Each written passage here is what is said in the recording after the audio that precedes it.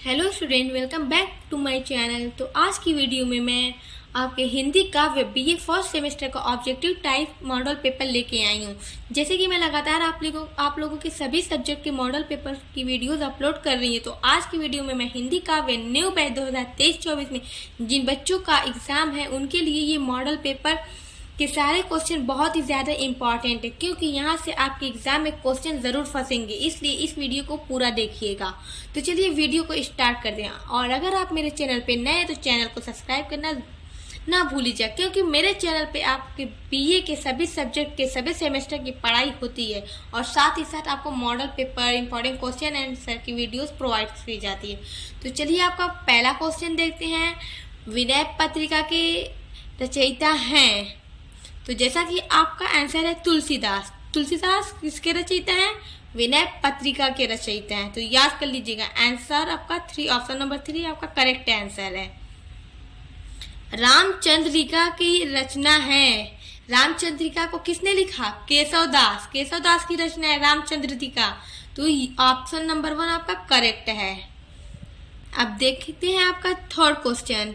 हिंदी साहित्य में आधुनिकता का प्रवर्तक साहित्यकार किसे माना जाता है? हिंदी साहित्य में आधुनिकता का प्रवर्तक भारतेंदु हरिश्चंद्र को माना जाता है।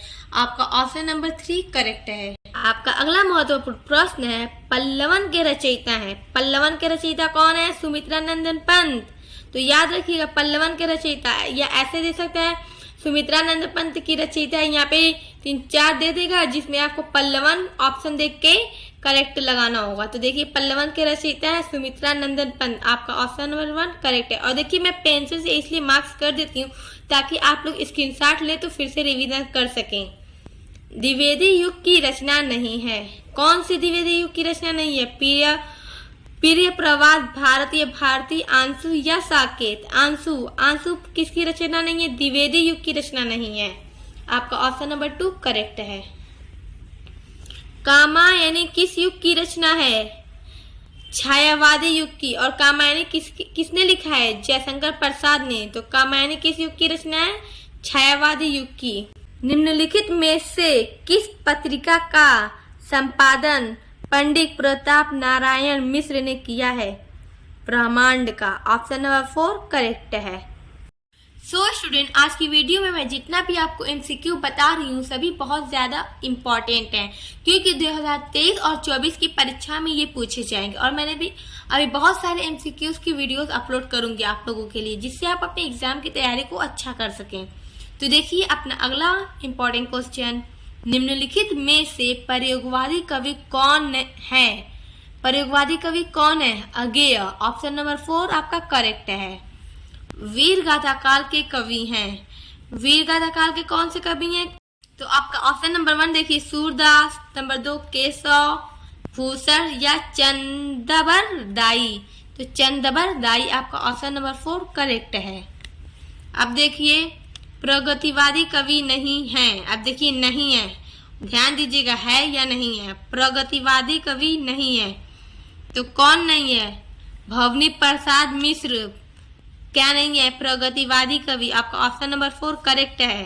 अब अपना अगला इम्पोर्टेंट क्वेश्चन देखिए, मैथिली शरण गुप्त द्वारा रचित कृति है परत छीड़ा। आपका ऑप्शन नंबर 1 करेक्ट है। साकेत की नायिका है। साकेत की नायिका कौन है? द्रौपदी, यशोधरा, राधा, उर्मिला। आपका ऑप्शन नंबर 4 करेक्ट है। उर्मिला साकेत की नायिका है। कबीर के दोहों को नाम से जाना जाता है। कबीर के दोहों को किस नाम से जाना जाता है? साखी। साखी के नाम से जाना जाता है कबीर के दोहों को। छायावाद की मुख्य विशेषता है। देखिए, जो छायावाद काल था उसकी मुख्य विशेषता क्या थी?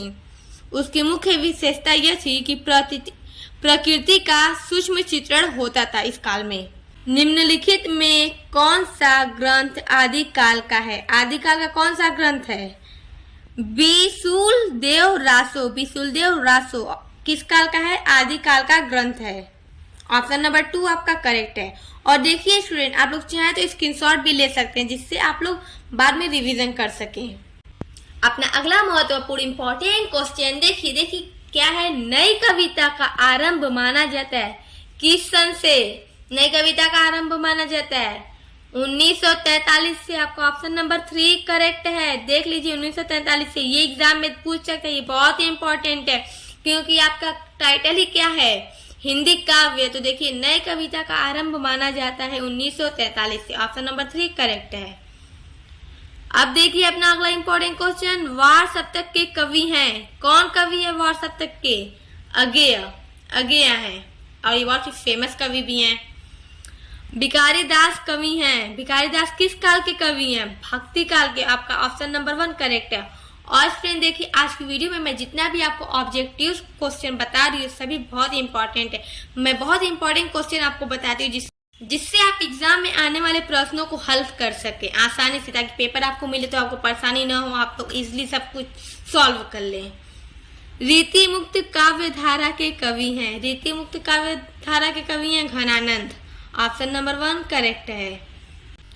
भक्तिकालीन कवि हैं। भक्तिकालीन के कवि कौन है?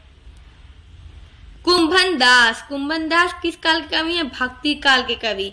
तो आपका ऑप्शन नंबर 2 करेक्ट है। और देखिए जैसा कि मैं आपको बता दूं, जैसे मैं आप अपने बीए के फर्स्ट सेमेस्टर में अगर आप English literature, political science, sociology, medieval history, education, ये सारे सब्जेक्ट आप पढ़ते हैं तो आपको मेरे चैनल पे आपकी 1 से लेके 8 तक की यूनिट्स के सारे नोट्स मिलेंगे और साथ ही साथ इंपॉर्टेंट क्वेश्चन आंसर जिनका ऑब्जेक्टिव पे पेपर होता है उनको ऑब्जेक्टिव टाइप के मिलेंगे, जिनका डिस्क्रिप्टिव पे होता है उनको वो मिलेगा, सब कुछ मिलेगा। इसलिए आप लोग मेरे चैनल को सब्सक्राइब कर लीजिए, बहुत ही हेल्पफुल चैनल है बीए के स्टूडेंट के लिए। अब देखिए हिंदी का प्रथम कवि माना जाता है किसको? सरहपा को। ऑप्शन नंबर 2 करेक्ट है। और ये बहुत ही इंपॉर्टेंट क्वेश्चन है। क्या है क्वेश्चन? देखिए हिंदी का प्रथम कवि तो सरहपा, याद रखिएगा। ऑप्शन नंबर 4 करेक्ट है। अष्टचाप कवियों का संबंध है भक्ति काल की किस शाखा से? कृष्ण भक्ति शाखा से अष्टचाप के कवियों का संबंध। तो आपका ऑप्शन नंबर 3 करेक्ट है।